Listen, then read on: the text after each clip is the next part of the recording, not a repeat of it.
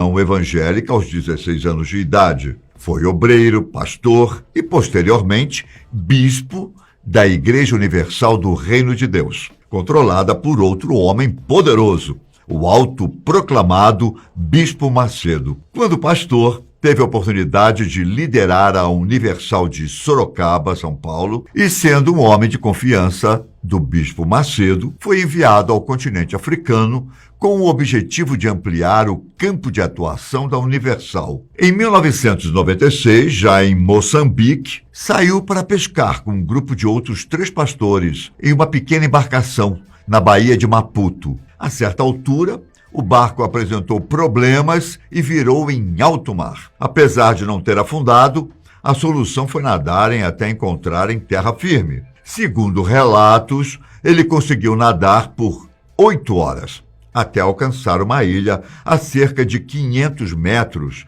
de onde a embarcação virou. Um de seus amigos conseguiu ajuda com um barco de pescadores. Já os outros 2 nunca foram encontrados. Em relação ao acidente, Valdemiro disse ter passado por um livramento e que aquela tragédia tinha sido um chamado de Deus para que ele fundasse sua própria congregação. Com isso, ele passou a usar em seu livre-arbítrio o título de apóstolo. A partir de então, começaram as desavenças com o líder da Universal, bispo Edir Macedo. E em 1998, ele foi afastado da igreja após 18 anos de participação ativa. Logo, ele fundou a Igreja Mundial do Poder de Deus, na cidade de Sorocaba, levando consigo alguns pastores e também fiéis da Universal, da qual se tornou o maior concorrente.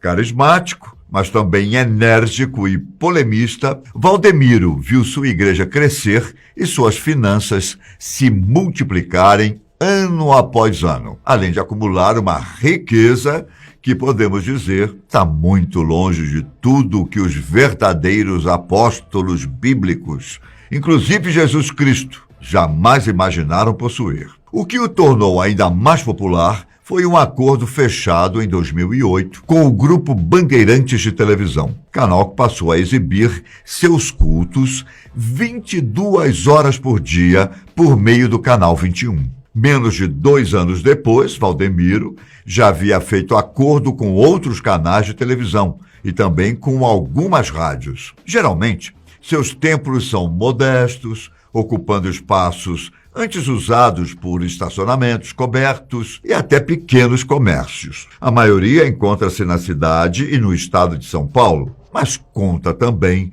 com várias filiais pelo interior do Brasil e fora do país. O número de templos chegou a 4.000 unidades, com mais de 9 milhões de fiéis. Em 2011, ele inaugurou um megatemplo em Guarulhos, seu maior orgulho, o qual denominou Cidade Mundial dos Sonhos de Deus, que está entre os maiores do mundo, com capacidade para 150 mil pessoas em seus 240 mil metros quadrados. Só para efeito de informação, Valdemiro Santiago nunca fez teologia e muito menos cursos de oratória. Como dizem por aí, foi tudo conseguido na raça e na lábia. Já com milhões de seguidores, Valdemiro não pestanejou em ampliar sua igreja, abrindo novas filiais também fora do Brasil, inclusive no continente africano. Segundo ele mesmo disse numa entrevista, a Mundial se espalhou por cerca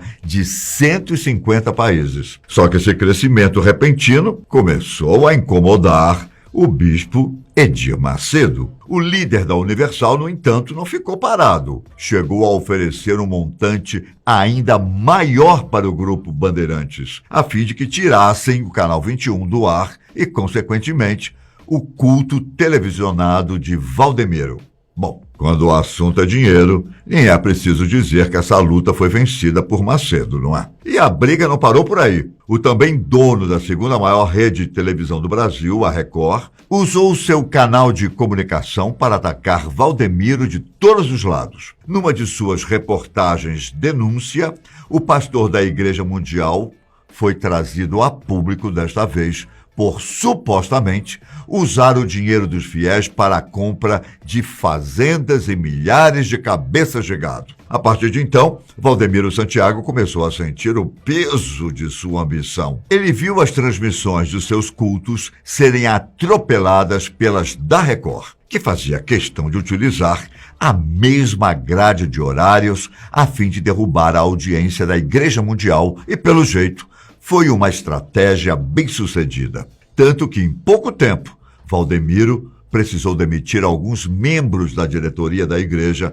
pois os problemas financeiros começaram a surgir. Quando digo problemas financeiros, não falo de milhares, mas milhões de reais sendo perdidos pelo apóstolo da Mundial. Valdemiro já estava acostumado a conviver com a dinheirama, tanto que ia para o seu megatemplo de helicóptero. O pastor vive em um condomínio de luxo e para ele dinheiro parece não ser problema. Mas, como tudo na vida, se algo é mal administrado, é inevitável que a hora do acabou chegue para qualquer um. Em 2015, a Mundial foi forçada a fechar suas filiais em alguns países africanos, como em Angola e também em Moçambique. Isso ocorreu por decisão do próprio Valdemiro, que considerou um golpe em sua vida apostólica. Outra polêmica envolveu seu nome, o de sua esposa e de sua gravadora, que também funcionava como gráfica,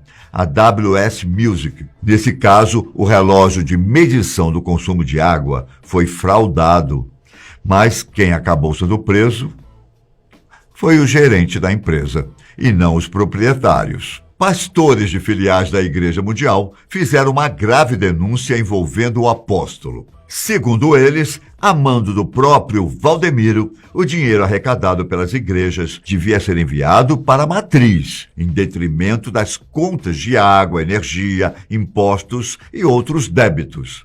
Enquanto isso, pouco era usado para pagar tais contas. O império estava deixando de existir.